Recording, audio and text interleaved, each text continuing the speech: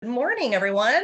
I wanted to welcome everyone to a new year. We've started a new theme this year for 2023. It's still taking me a while to get used to saying that.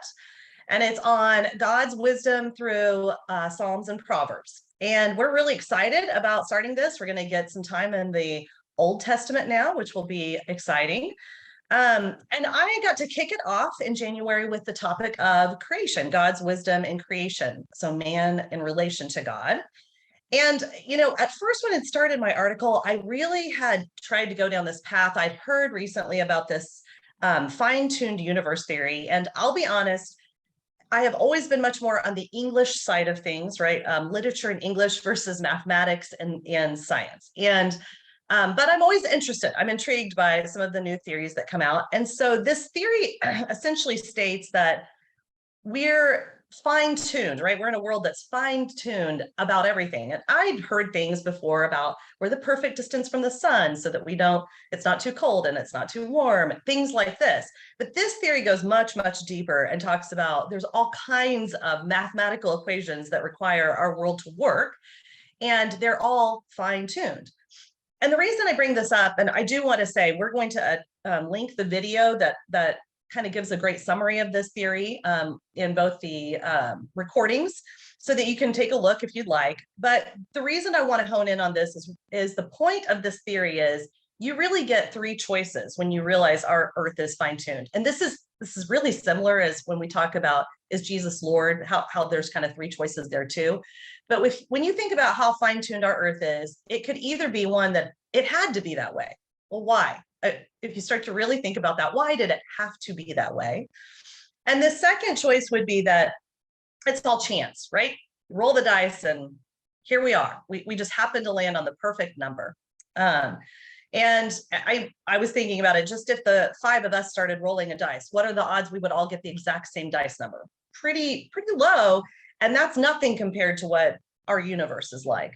And then the last one is that there is a designer behind it. Now, I won't get into all of the other things, right? If you guys really want to geek out in this is why some people think there's metaverse, right? That we are the one little chance, right? Out of all of these universes that are out there. I think the point is at some point you really have to stretch, right?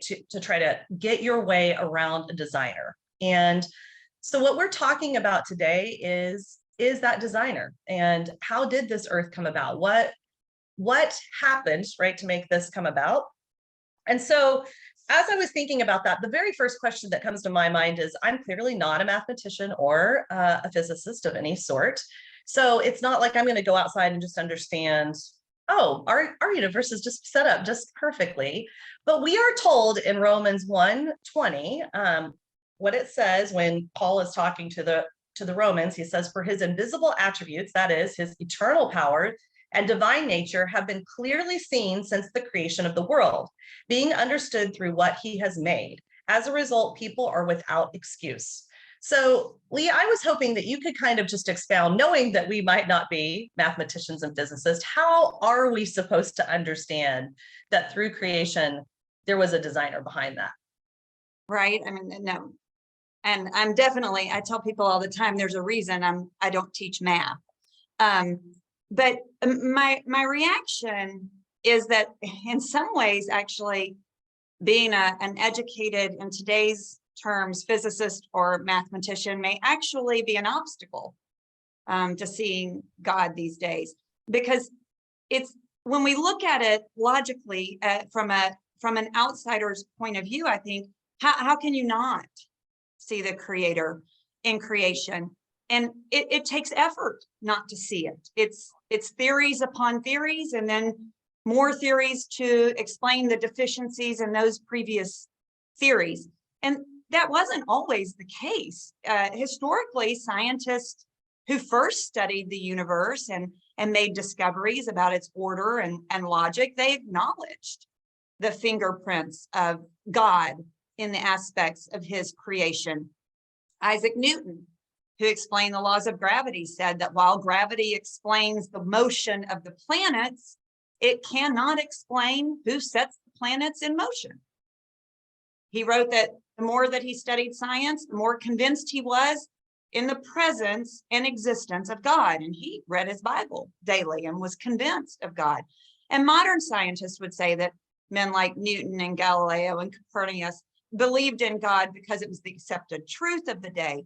But we know modern scientists, Einstein, believed that there was a God. And he said that the study of nature revealed God's thought processes to man. He saw a scientific pursuit in that desire to understand the universe and its workings as a means of understanding the mind of the creator, whose existence Einstein just accepted as a necessary conclusion from the order and the harmony of the universe.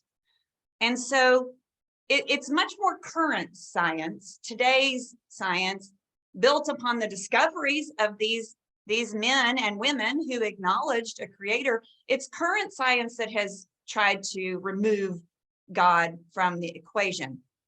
Because if we believe that God makes himself evident through his creation, then the next step is to understand that he makes himself known through his laws.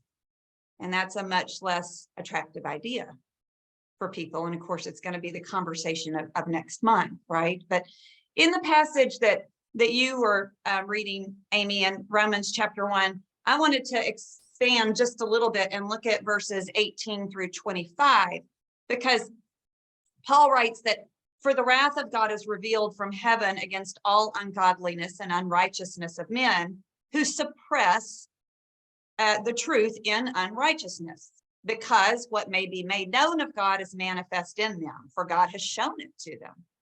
For since the creation of the world, his invisible attributes are clearly seen, being understood by the things that are made, even his eternal power and Godhead, so that they are without excuse. Because although they knew God, they did not glorify him as God, nor were thankful, but became futile in their thoughts, and their foolish hearts were darkened. Professing to be wise, they became fools and changed the glory of the incorruptible God into an image made like corruptible man, and birds and four-footed animals and creeping things. And therefore God gave them up to uncleanness in the lust of their hearts, to dishonor their bodies among themselves, who exchanged the truth of God for the lie, and worshiped and served the creature rather than creator, who is blessed forever. Amen. And so Paul really talks about the fact that God has shown us who he is. But the unrighteous suppress that truth. They suppress the truth of God's glory. He's made their very ability to reason and think declares the wonders of God's creative hand. The invisible things, like you read in verse 20, also says that the invisible things of God are clearly seen and should be understood by looking at the things that he made. Yet in our pursuit of academic knowledge, we can become fools, ignoring the wisdom of God. Nature itself just speaks of the creator. And, we think about the intricate design of a human cell, or the coding of our DNA, or I even think of the majesty of a mountain range, or the ocean. One of my favorite spots is the ocean on the beach. And one of the reasons I love it so much is how insignificant I feel when I'm next to it. And to think about the fact that God not only commands those waves, but he walks the depths, the trenches in the deep. He knows all its murky depths. He created ecosystems that function perfectly and set up solar systems where, like you said, and I know that this is the big stuff and the fine tuning as much. I kind of went down that rabbit hole after you sent that video and looked around. But we do live on an earth where if it were just a few centimeters off its axis, our seasons would be such that life couldn't exist on some of our planet. And yet these truths are suppressed, and they were suppressed in Paul's time. Even though to the rational mind, the thumbprints of a wise and gracious creator are everywhere in his own creation, denying God isn't new. And our time is no different from other times. We have a tendency to be self-centered, I think, even in this in this regard and think that our own time is so much more wicked and so much more, awful to live in than any other time, but it's not. It's always been wicked. That the idols may look a little different, although there are still parts of the world where they make wood carvings to worship. In a Western world, our idols may look different, but we have to remember Lot in Sodom and Moses in Egypt and Daniel in Babylon and Isaiah living in a corrupt Israel. Times are always wicked, and people have always refused to see what's obvious. And to me, one of the greatest passages when I think about God's creation and what it shows us is Psalm 19, those beginning 6 verses where David talks about the fact that the heavens declare the glory of God. They declare it, they say it, they preach it. And the firmament shows his handiwork. You want to know what our God is capable of? Just look around. It's the same concept that it's the same sermon he taught on Mars Hill, right? Look around. The unknown God is the one that's made himself known to you already. In order to magnify and praise the power and the wisdom and the goodness of God, David begins with God as the creator, because it's the first way that he shows himself to us. God declares, the heavens declare the glory of God. His own creation praises him. And David's not just waxing poetic about a sunset or enjoying the beauty of nature. His spirit is moved to praise God. When he looks at this, he's in a state of reverence over the mind of the creator who would think of these things and the providence that he takes in care of all of the creation. It is the way God is brought before us. This is how we see the unseen. It's how he reveals himself to all of mankind. We have a God whose wisdom and power knits human beings together. And he knows our thoughts and how many times our hearts are going to beat before thoughts or life take root. David looks up and sees the wonders of God's creation, and it speaks to him of God and the immensity of the cosmos, which with all of our satellites and exploration, man has not even begun to reach the limits of. David praises a God who put the laws of gravity and nature in order. He says that the heavens and the cosmos can't stop praising God. There's this, that his handiwork utters speech, and utter is like a bubbling forth, like a fountain. It can't contain itself. It can't help but praise its creator. And it's 24 hours a day, 365 days a year, throughout all time. His infinite glory is declared by his universe. We just have to see it. And God's given us the logic to see it. Like you were saying, I'm not a mathematician. I don't know a lot about the movement of the stars, but I know that they are ordered. And I know that there's a logic to them, because our times and our seasons are marked by them, and the stars are used for navigation. And all of those are set in motion by a mind of infinite wisdom and understanding. And it doesn't matter what language you speak, you can hear it if you will. The message goes out to all the earth. The sun and the moon are in perfect chorus, and they offer this unrestrained praise and evidence of a glorious creator. His hand is evident in the big things, in the cosmos, in the planets and the stars, but it's also evident in the small things, maybe even more evident, right? I mean, in the smallest cells and atoms and those subatomic particles. It's in the balances of chemistry and physics and biology. But as Paul said, there are just some who don't want to see it. And I think it has to do with the next part of David's psalm, what he's gonna address next, and with our topic in February, and that's God's law. Because if we see God in the universe, and if we acknowledge that he exists and is wise and powerful and have to create everything that we see, then we have to be impacted by the way that he then allows us to know him. Not just see him, but to know him, which is through his laws and commandments. And that requires us then to deal with whether we're going to keep his laws or whether we are not, because truth always demands a decision. It's just easier to deny his existence than it is to deal with the reality of God, his message, and his judgments. And so we can refuse to see the unseen. We can refuse to see it even though it's right there in front of us. It's the way that God made himself manifest to us, and we can trade the truth for a lie, which is what Paul says that is. But it doesn't make the truth a lie.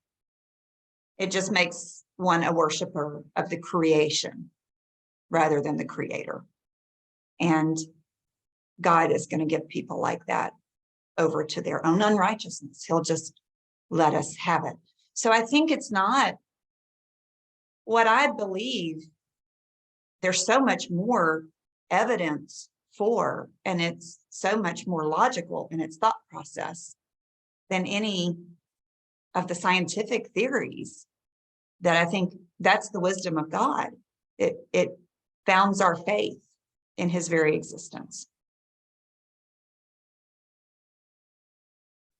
Thanks, Lee. Yes, I think I tend to agree that for whatever reason now our most scientific are kind of on the fence, right? That's not what they want to see. Whereas history has shown us it was typically the men that were studying that saw it the most. So it's kind of interesting. So talking about, and I think a lot of what Lee was even talking about is the difference between knowledge. We can go after knowledge, but we also have to have wisdom if we're going to live balanced lives. So thinking about that balance, Jillian, humans were really the pinnacle of creation. And when you read the creation account, that comes at the very end, and the world was then handed over to Adam and Eve to have dominion over it. And so in a practical sense, a lot of that has to do with just our resources for living. How do we get by, right? We couldn't live without many of the things that were given in creation. But if you think about dominion, then how do we practically use that knowledge but have wisdom in the application of it? So what does this mean about our responsibility with creation? All right, so back to the verse that you were talking about, Genesis 1:26. Then God said, let us make humankind in our image, according to our likeness, and let them have dominion over the fish of the sea, and over the birds of the air, and over the cattle, and over all the wild animals of the earth, and over every creeping thing that creeps upon the earth. I actually love this question. Thank you, Amy, because it's something that I guess I had never really spent much time like actually thinking about. All right, so the word dominion means to rule or to have power over. Matthew Henry says it likens things to man being God's representative here on earth over his creation. David, a boy watching over the flocks when we first meet him, reinforces this truth. You made mankind rulers over the works of your hands. You put everything under your feet, in Psalms 8:6. Humanity was to subdue the earth, as we see in Genesis 1:28. We were to hold a position of command over it. We were placed in a superior role and were to exercise control over the earth and its flora and its fauna. Mankind was set up as the ruler of this world, and all else was subjugated to him. And with this comes a great responsibility, which is, again, that's the piece of this that I guess I'd never really, I'd always thought like this, but I never realized this is why. There's an inherent accountability in the command to subdue the earth. Man has a duty to exercise his dominion under the authority of the one who delegated it. All authority is of God, and he delegates it to whomever he will. The word subdue here the way it's used here, doesn't imply violence or mistreatment. It can mean to bring under cultivation. Man is to be the steward of the earth. He is to bring the material world and all of its varied elements into the service of God and the good of mankind. The command to subdue the earth is actually part of God's blessing on mankind. Like you were saying, like this is also how we provide for ourselves. Created in the image of God, Adam and Eve were to use the earth's vast resources in the service of both God and themselves. It would only make sense for God to decree this, since only humans were created in God's image. When God gave humanity dominion over the animals, it was in order to care for, to tend to, and to use those animals to their fullest potential in a just manner. Having dominion over the animals should entail a humane management of them as the resource that God has ordained them to be. We see this in Proverbs 12:10. The righteous care for the needs of their animals, but the kindest acts of the wicked are cruel. Proverbs 27:23, know well the condition of your flocks and give attention to your herds. Psalm 50, 10 through 11, for all the animals of the forest are mine, and I own the cattle on 1,000 hills. I know every bird on the mountains, and all of the animals of the field are mine. So again, I think we see throughout, especially Psalms and Proverbs, which is what we're talking about, we see this over and over and over again. And again, he was speaking to a society that focused a lot more on animals and where they got their livelihood from. But again, I think this is definitely a responsibility we still have today. And so I talked mainly about man's responsibility to rule well over the animals here, but I think this also includes everything else that God created here on the earth. We should consider that mankind was given the task and the blessing of representing God in this world. We are the caretakers. We hold sway over all the earth, and we, bearing God's image, bear a responsibility to act as God would. Does God misuse his creation? No. Is God unwise in his management of all these different resources? No. Is he cruel or selfish or wasteful? No. Then we shouldn't be either. And then I liked this sentence I found in some of my research. We must fulfill our duty to manage the earth wisely until that time when the wolf shall lay down with the lamb in the kingdom of Christ, which is in Isaiah 11:6. Again, so I sound super like hippie on, on all of that, but I had never really thought about the fact that no, it's God gave us this responsibility to steward things well for him. And so don't be wasteful. So anyways, that's mine and 2 cents on the whole matter. Yeah. And is that where you wanted me to go with that? Yeah. And I think even on very tiny scales, right? We can understand even with our children, right? We don't love it when they go trash the things that we've given them, right? That's not our expectation. Our expectation is that we want you to enjoy it. We want you to get good use out of it. And we even understand, right, that things may happen and occur, but our expectation is that they would have respect for it, right? And I think that's really what I'm driving at, is that you look around, it's just like what Lee said, I can step out the front door and I'm just in awe of the level of intelligence so far above mine that can create what I'm seeing. And I'm seeing one tiny piece of the world, right? There's all kinds of differences everywhere else you go as you span the globe, right? So we should have a level of respect as well. All right, so that's really kind of talking about our physical world. And Randy, I wanted to talk about, we live in this physical world, right? We go outside and we have trees and animals and plants, but we also know that we're fighting a spiritual battle. That's what we spent all of last year talking about, is this spiritual world. So is there a way that we can use the physical world to relate or have lessons for us in the spiritual world? Yeah, I may have misunderstood your question a little bit, Amy, but I'm going to do my best here.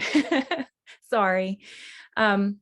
So what I sort of took it as, I think what we can see in creation is that we can see God has given us 3 things that we consistently have through time, that we were given it in the garden, and that we see it, and I think spiritually, I think we can even, I feel pretty confident that in the afterlife with God, we'll have these 3 things through the blessings of God. So just to sort of, I know we just read the passage, but in Genesis 1, like it says, then God said, let us make man in our image, after our likeness, and let them have dominion over fish and sea, over the birds of the heavens, over the livestock, over all the earth, over every creeping things, which we read. And then it says at the end, so God created him in his own image. In the image of God, he created them, male and female, he created them, and God blessed them. So I think the first thing that we see is that there is a special connection to God. And Jill just said this, like there's something about our relationship. There's something about us as people, as men and women, that's obviously special and different. So we have a special connection with our God and Creator. And kind of like what Jill said again, to sort of, I guess, just repeat it. I don't know. He also gives us a purpose. And we see that in Genesis 2 as well. The Lord God took man and put him in the Garden of Eden to work it and keep it. And the Lord God commanded man, saying, you may surely eat of every tree of the garden, but the tree of knowledge of good and evil you shall not eat, for in the day that you eat it, you shall die. So we see purpose and we see boundaries. And I think God gives us purpose over and over, and we'll kind of look at some other examples of that. But it's more than a job. I think sometimes I've heard it said a lot, like God gives us a job but I feel like it's a purpose. It's the reason we're living. It's what makes our life meaningful. It's more than busy work. And then I think the final thing that we see in Genesis 2 in verse 18, then the Lord God said, it's not good for man to be alone. And this is the creation of Eve. If you keep reading, so in this particular instance, it was marriage, and it was the institution of marriage. But I think we see companionship in other ways, and that this companionship has to be fulfilled through other people. It's not, this is when Adam's brought all the animals and he names all the animals and everything. So we see these three things over and over. These may not be the only three things, but these were the three that sort of popped out at me. Noah had a connection to God. He was given a purpose to get all the animals on the ark, to build the ark. And then he was allowed to take his family with him. We don't really know how much his family had to do with everything, but we know that he took his family with him. Abraham is told to leave his land. He's given a purpose, right? And he takes Sarah and Lot as well. And he's has a connection with God that, started the old law and then the new one as well. And even Christ, I think we see he has a relationship with God. He's given a purpose, and he's given his apostles, he's given companionship on this earth, other like level. We're told that Christ brought himself down. So I'm not being sacrilegious, like he was on our level. So I think that those are the three things that we see over and over. And finally, as Christians, I feel like 1 Peter 2 sums up all of it all together. Starting in verse 4, as you've come to him as living stones rejected by men in the sight of God, chosen and precious, you yourselves are living stones. You're being built up for a spiritual house, to be a holy priesthood, to offer spiritual sacrifices acceptable to God through Jesus Christ. And on down in verse 9, it says, you are a chosen race, a holy priesthood, a holy nation, a people for his own possession, that you may proclaim the excellencies of him who have called you out of the darkness into the marvelous light. Once you were not a people, but now you are God's people. Once you had not received mercy, but now you have received mercy. So we see in this passage all three things, I think. And I know there's many, many more that might be better examples, but in verse 4, it says, in the sight of God, we're chosen and precious.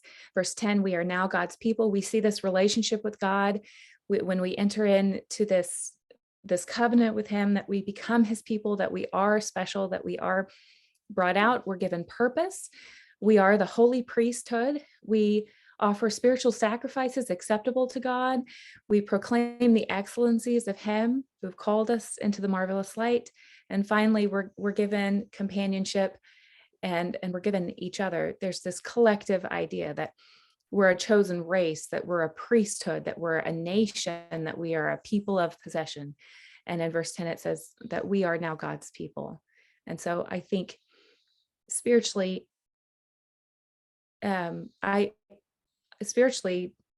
that's what we've been given. We've been given a connection with God. We've been given spiritual brothers and sisters and families, and we've been given a purpose. And I think because the pattern has been so consistent throughout time, we can feel pretty confident that is a forever eternity kind of thing.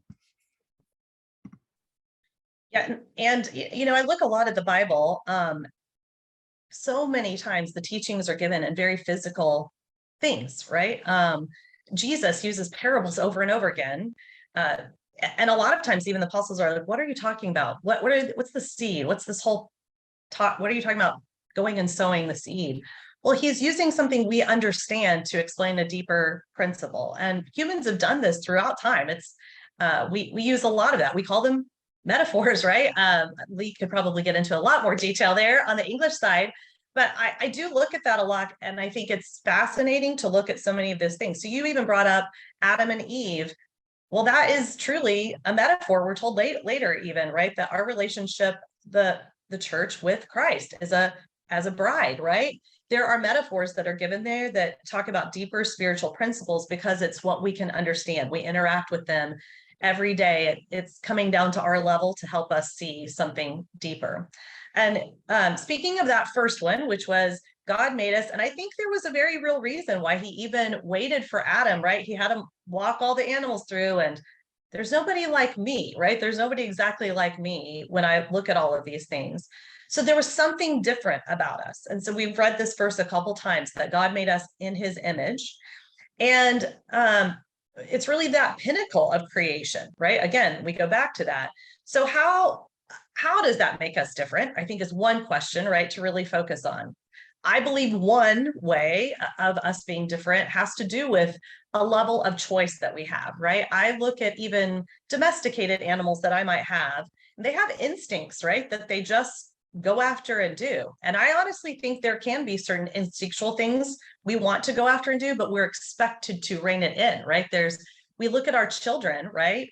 And we don't expect them to stay at the level of screaming for what they want forever, right? That might be an instinct, but we are trained to try to move out of that instinct.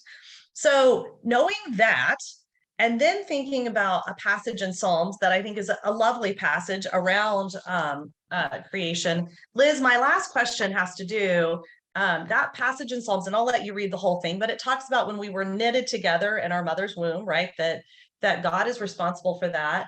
And then he actually talks about how your eyes saw me when I was formless, and all my days were written in your book and planned before a single one of them began.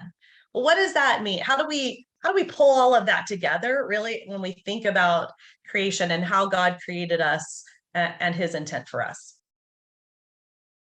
Yeah, well, and this is all of the comments that have gone on that have been said already just lead into, I think, probably like you said, the pinnacle of creation, which is making God making us in his own image. And obviously, we're not talking necessarily about a physical body, though I think it's discussed in the scriptures. So the passage reads, "For you formed my inward parts. You covered me in my mother's womb. I will praise you, for I am fearfully and wonderfully made. Marvelous are your works. And that my soul knows you, knows very well. My frame was not hidden from you. When I was made in secret and skillfully wrought in the lowest parts of the earth, your eyes saw my substance, being yet unformed. And in your book, they are all written, the days fashioned for me, when as yet there were none of them." You know, it's hard to just take these verses away from the entirety of the psalm. David's already discussed the extent in which God knows us in this psalm. And he's talked about how he's demanded us actually just to consider that God's everywhere, that there's no place we can go, that he doesn't know our thoughts and our intentions. And that leads us to these next thoughts. After all, he's made us. How can he not know where we are? And how can he not know our intentions? And how can he not know our thoughts? Because he made us, therefore, of course, he knows us. He's familiar with you as you form within the womb. When I was hidden from others who could not see my growing, even my own mother, each new soul, of course, I believe this is talking about body and spirit, that each new soul is one recognized and known to God.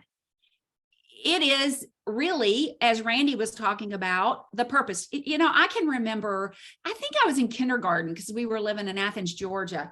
And I remember asking my daddy, you know, so I'm me, you know, trying to figure out that what does that mean? I mean, there's the soul. And what does that mean that you're you? You ever just try to stop and really think about the fact that you're a soul? And in a sense, and I even asked him, I said, so I'm a soul that's not really related to you. And, you know, we had this conversation and because in a sense, your soul is really related first and foremost, and in a sense only to God. And yet it's housed in a physical body, a tent that grows within the womb of your mother. And we, as people, end up identifying ourselves as blood. Blood is thicker than water, and we begin to think of ourselves that way. But from the beginning, that is not the purpose. God knew everything that was hidden, and he could see us as we grew. Each new soul was recognized and known by God in our very earliest beings. Before our parents knew us, he doesn't see us in the womb as a sonogram sees us, which is amazing. I never had a sonogram when I was pregnant with my two. It was not an automatic thing unless there was some problem that was foreseen in the baby or seen in the baby. And they're wonderful, but I'm going to tell you something. They don't show the mother and the parents every cell as it is growing. I mean, God knows every piece of that, but more importantly, he knows that soul that is housed within that baby. He knows our substance of our souls, as our earthly vessels. He sees in detail as they are formed, as the tent that will tabernacle that soul upon earth.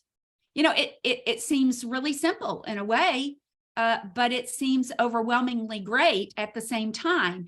And we can read this psalm and think, well, this means that each person that's born, he has already plotted out the days and the times. And I don't think it's anything like that. I think he knows the soul, and he's put in play the process that the soul may come forth and serve him for a generation of time. And so if he has been active in forming my heart, my lungs, and my fingers and my eyes, he has set in motion that process, protecting my development in body and my spirit. How wonderfully made must I be? A creator is one who can explain the creation. I mean, it's easy for us to see. The watchmaker is the one who knows the smallest gears, every little pin, every unseen thing that I look at a watch and I could even open a watch up and I'm not seeing what the watchmaker sees. The designer and the builder is the one who is relied upon to care for and to direct and maintain and restore the engine or the building or the machine, because from the beginning, the creation is the work of the hands of the creator. And so that creator knows all the inner parts and all the movements and all of the processes, even in something that is mindless. Thou hast formed my inner part. You're the master of my most secret thoughts, my intentions, the innermost recesses of my soul. Not only do you know me, but you govern me. And then as we do that, which we have, as we do with the things that we are in possession of, and the possession you do have in your possession, we control the possessions that we have, the creator does. And in that same way, we are his possessions. And it is rightful and it is good and it is natural for him to then possess our own inward thoughts and our inward intentions. He possesses them. For thou hast covered me in my mother's womb. That is, thou hast made me. Job says in Job 10, remember, I pray that you have made me like clay. And will you turn me to dust again? He says, I know that you made me like clay, like a potter, make something. Are you going to allow me to die at this point? Did you pour me out like milk and curdle me like cheese, clothe me with skin and flesh and knit me together with bones and sinews? He knows that God has clothed him, that his skin has been given to him to house his soul by this creator, knitting together all of the bones, the muscles. And you made me in secret. The soul is concealed from all about us. 1 Corinthians 2, verse 11, who knows the things of man save the spirit of man? And so we read of the hidden man of the heart. It was God himself who covered us, and therefore he can, when he pleases, discover us. He can know everything we think, everything we know. When he hid us from the world, did he intend to hide us from himself? Just because man can't know all of our thoughts and intentions, and we can deceive and we can play a game, the Creator, the one who knows us, he can uncover and discover us. He does uncover and discover us. Concerning the formation of man, of each of us, our parents were only the instruments used for it. It was done under the inscription and the inspection of the divine and powerful God. My substance, when hidden from man, formed in this unshapen embryo within my mother's womb, it wasn't hidden from God at all.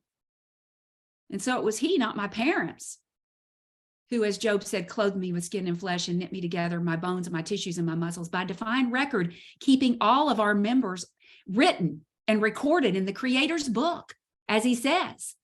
And in your book, we're all written. What was written?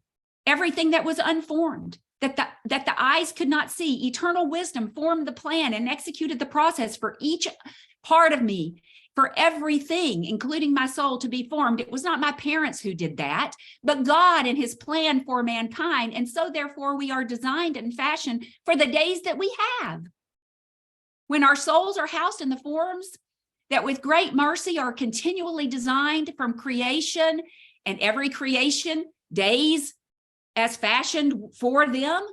We may not live the same amount of days as another within our own generation, but each generation continues to be formed by the plan and the design and the oversight of God, according as they were written in God's wise, in his book and his wise counsel, says Matthew Henry. Each creation's days are set by God. Parents are wonderfully made for their own generation to know God, so that the next souls, the next generation, are formed within them and can be given the days following to do the same, to be called to the purpose, to know him, to be brought to him eternally, not to necessarily be with the ones that we are connected to by the flesh and the blood on earth, but to be connected to the eternal one, who from the beginning has designed and created us, even before one is born. When as yet there were no parts, the design is clear. There is no question how a baby is going to form. And it is not in men and women who carry their child to change or to know the development of the soul and the flesh when it is yet hidden. And with each day, with each is granted days, generation after generation, that are particular to them. It is because of that God intended and designed and has written as the Creator all that will happen. And there is no question that he loves us because he made us, and he knows us because he knit us together.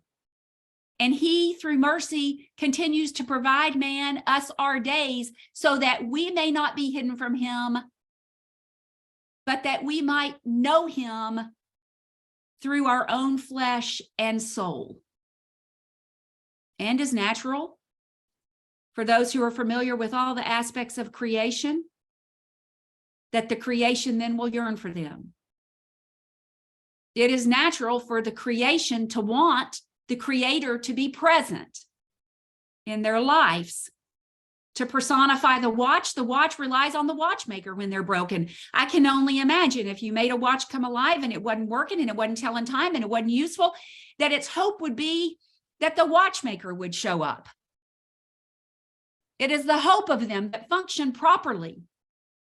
It's natural for the machine to want to see the repairman or the designer to figure out what is wrong with them, to understand what functioning looks like in the days that they serve, so that they can serve well, so that their purpose can be maintained.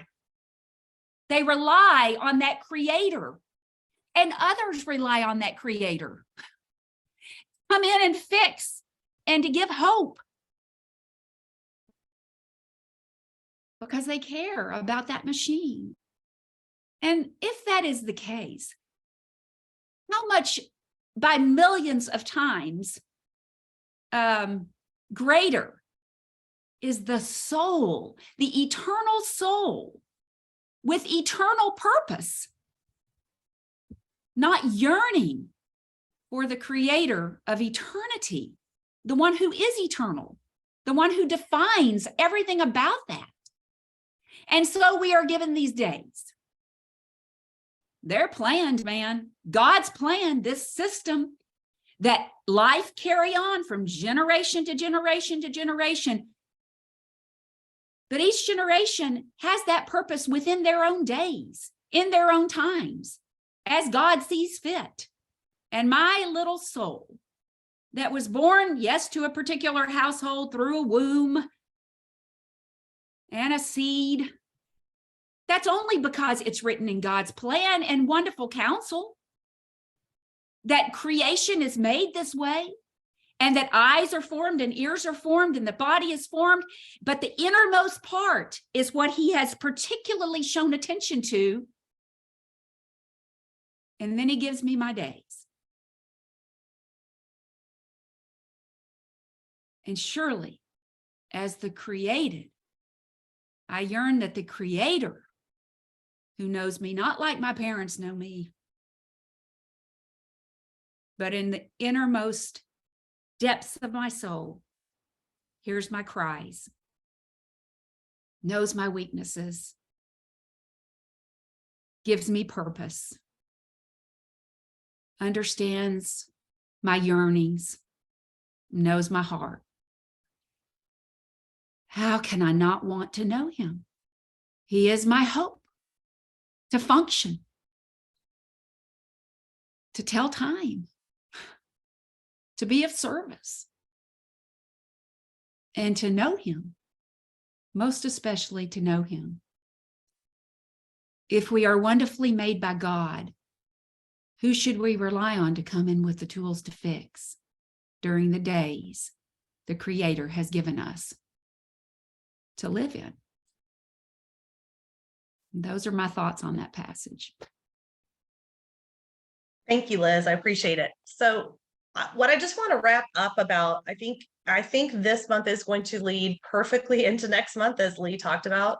So when you look at creation, there should be, kind of like what Liz said, there should be a yearning. There should be, right? I'm sure many of you have heard about the God-sized hole in all of our souls. There is that waiting. And so somebody should be able to naturally go out and think, well, what am I here for? And why is all of this so perfectly made around me? The next step then is to understand, well, who did that? And has he given us a way to understand who he is? And that's what we're really going to be talking about next month with God's wisdom and the law. So we hope that you'll join us, and we appreciate you starting off another new year with us. We've had a wonderful time doing it. It's a blessing to us, and we hope that in some way it's a blessing to you too.